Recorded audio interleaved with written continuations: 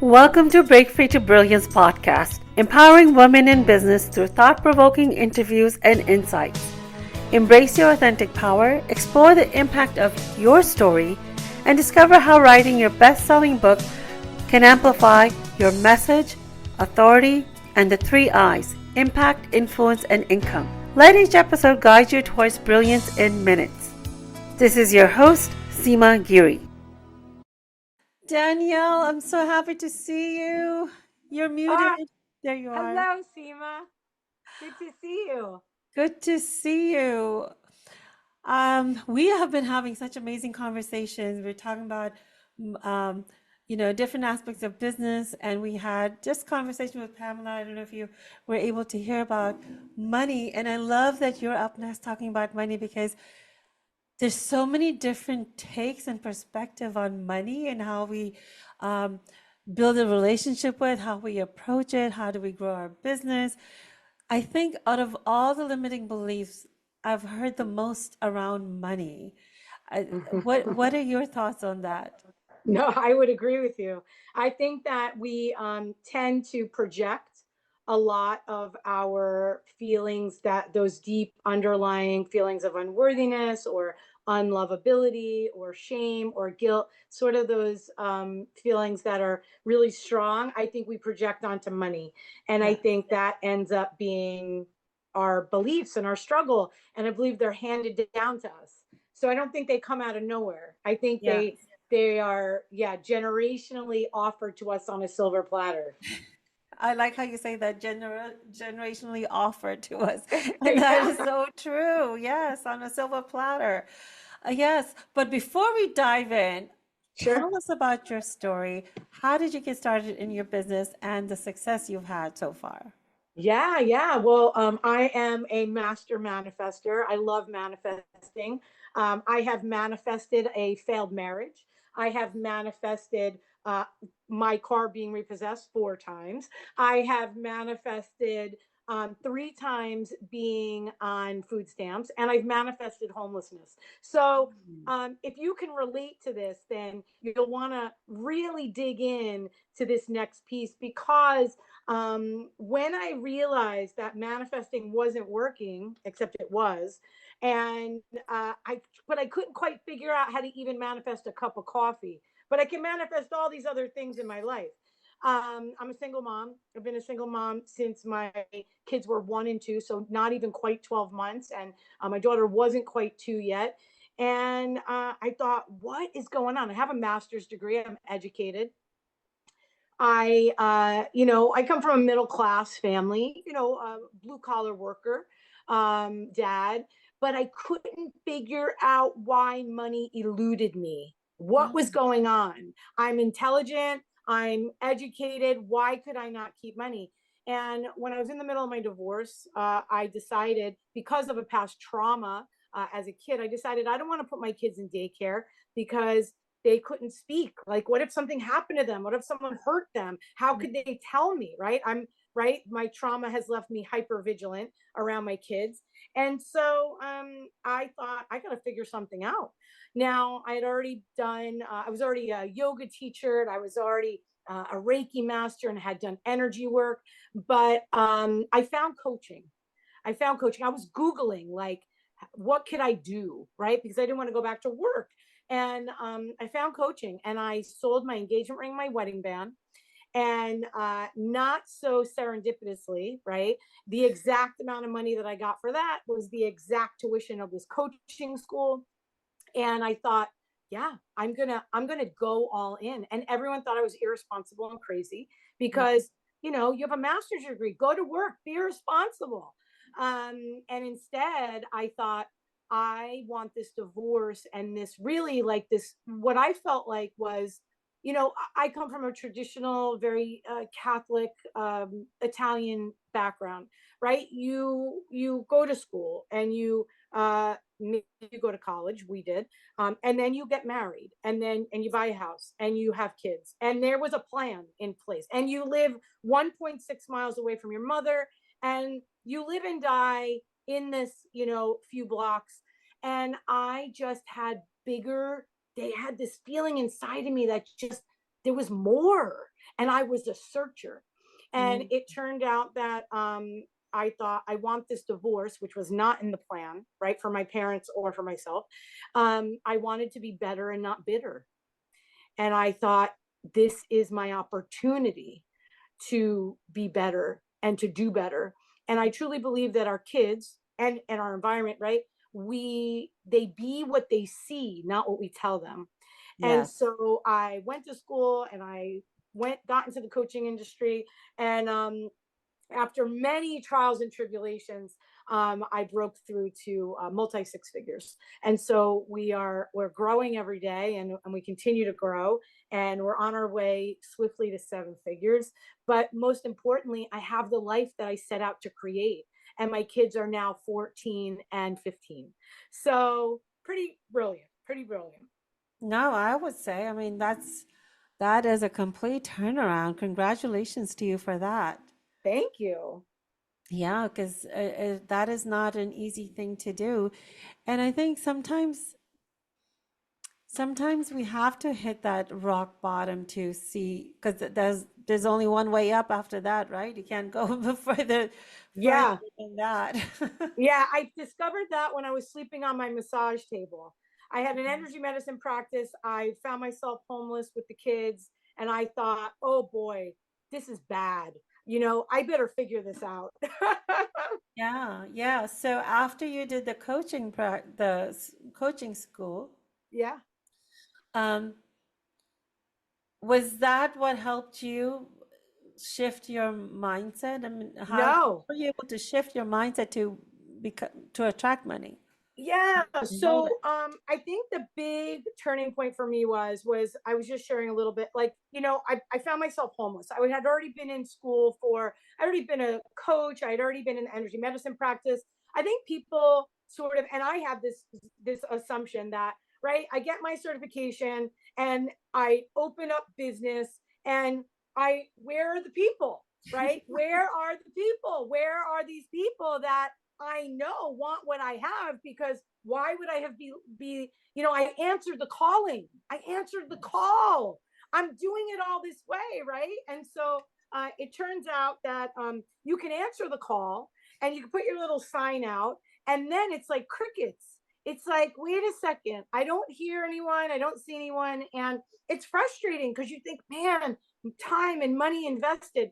And so that? part of my car repossessions and being on food stamps was trying to make the business work. I mean, I remember times where I'd pay coaches before I'd pay my rent, right? Because I thought, this is it. This is it. This is going to be the thing that gets me, the riches, the six figures. And I really thought, man, if I get six figures, which probably back then would have been more accurate than now, if I make six figures, I'll be rich. But it was a lot of trials and tribulations, and the sticking point was when I was homeless. I had nowhere to live. I had a PO box. It was so humiliating. And I thought, what is wrong with me? I'm an educated person. Why cannot I break through? Why is manifesting? Why can I not manifest? These clients. Why can I not create this business? What am I not seeing? Have you ever felt like that? Like, what am I not Yes. seeing? What am Yeah. I doing wrong? Why isn't this working? Right? It's so frustrating. Um, and what I realized for myself, and now for many of my clients, is that we are wired for safety, and we're wired for survival. We are not wired for wealth and success. And Mm. so, because we're wired for safety, we're wired for connection and belonging. Safety, connection, and belonging is what we are wired for. If we are to be wired for wealth and success, that would mean we don't care what people think. We're going to say whatever we want. We're not going to be worried about being judged or criticized. Well, that wasn't me. I needed to be liked.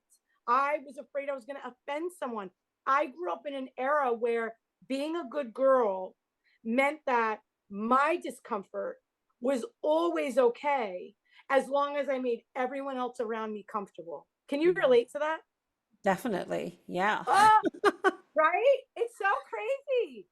So what happened is I found somatic work, and I found nervous system work. I had done mindset work. I had worked with the best of the best, right? And I had done mindset work and manifesting work and coaching work and, messaging work and, sales. And I tried to learn all of it.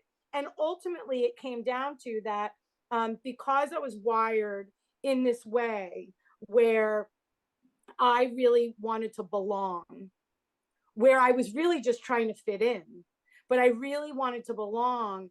I wasn't wired for success and I wasn't wired for wealth, because being wired for wealth means that we are making decisions that are moving us toward our desires, Mm. our goals, and we're answering the call of our purpose and this ability to be able to serve in a way that feels, powerful and potent.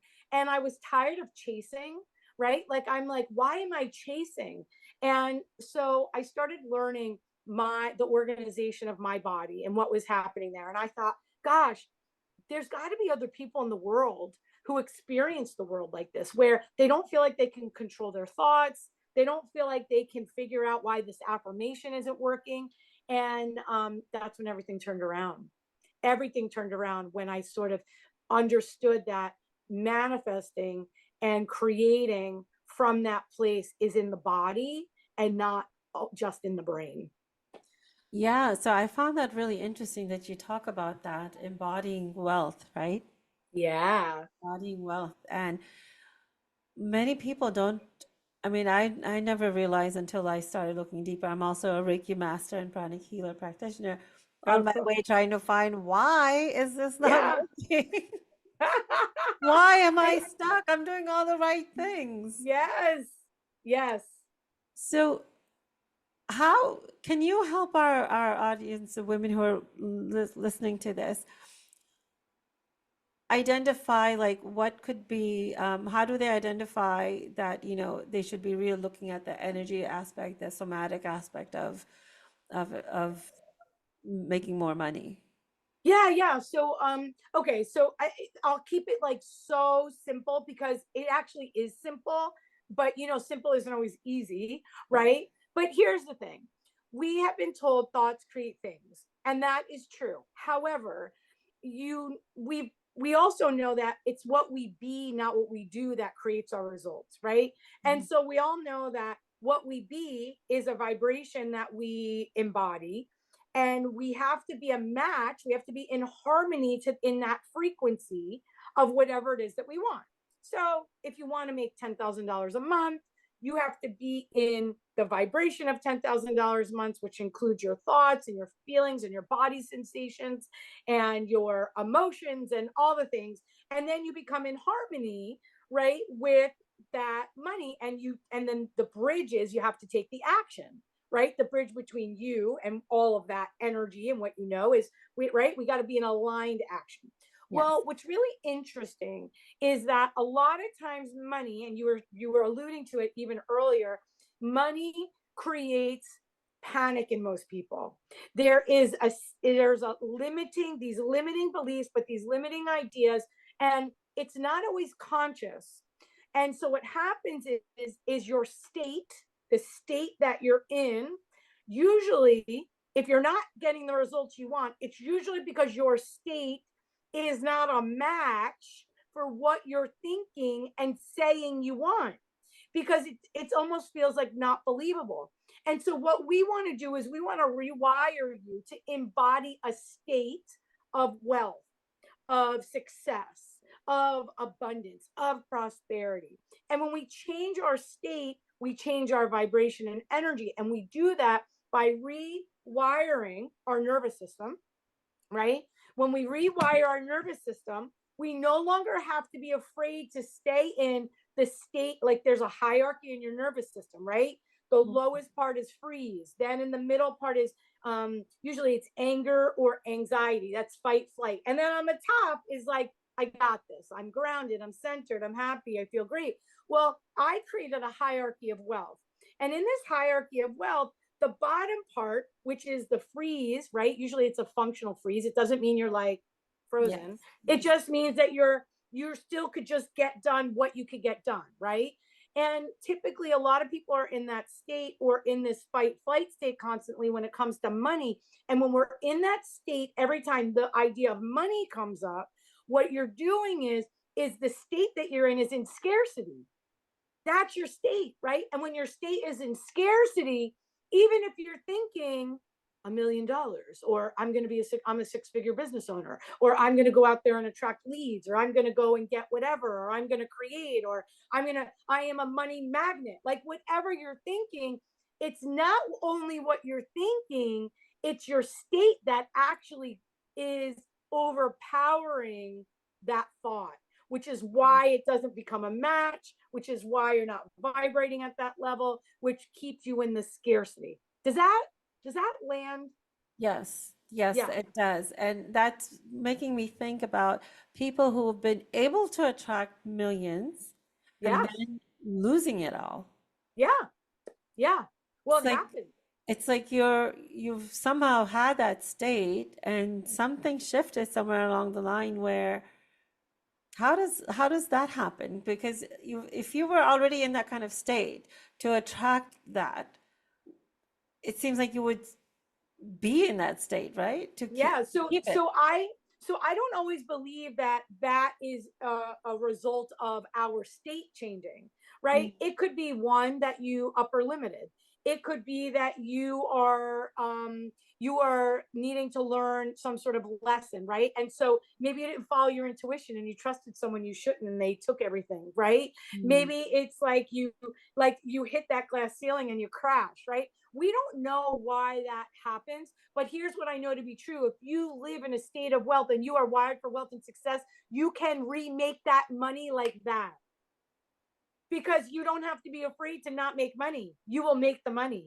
You will always make the money, right? And so once you know how to make money, it doesn't matter. It doesn't necessarily matter if it goes away, because yeah, you could be heartbroken and disappointed and hurt and feel betrayed, but you'll remake the money again.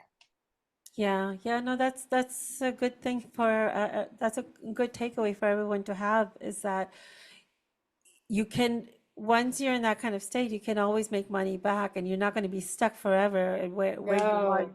You can make that change, and very quickly too.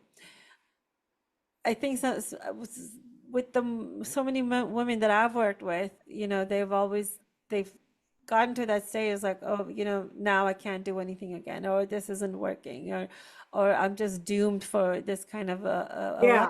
And it's not so. So I hope everyone is getting that message that it's not so. You can make that change. Yeah. It's just digging a little deeper. And that's why I had Pamela and Danielle, because they're coming from two different perspectives about the same thing. And hopefully, between the two, you can find that one tweak that you may need to make to change your trajectory, to change your state in that. Where do you find, Danielle, that most women are stuck at Meaning, in terms of growing their business from when they're trying to change their state?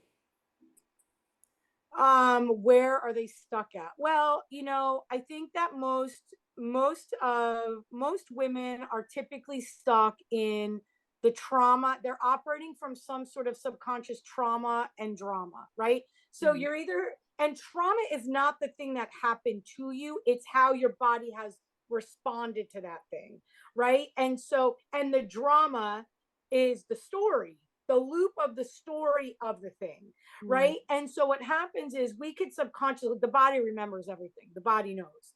So yes. we could subconsciously be carrying that, and we live in the fight flight. I think most women, I think if you are probably, if you're under, say, five or $10,000 months, you're probably in a state of poverty, right? Even though you might be able to, you have a house and you have a roof over your head, whatever, but the nervous system is in poverty, right? You're in this state of poverty.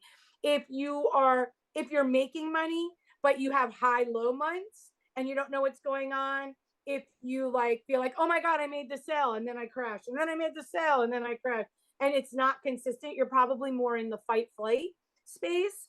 And typically, right, that's where have to start to understand like what is happening there and what are you operating from and what's triggering that operating from there. And usually, believe it or not, it's not about money.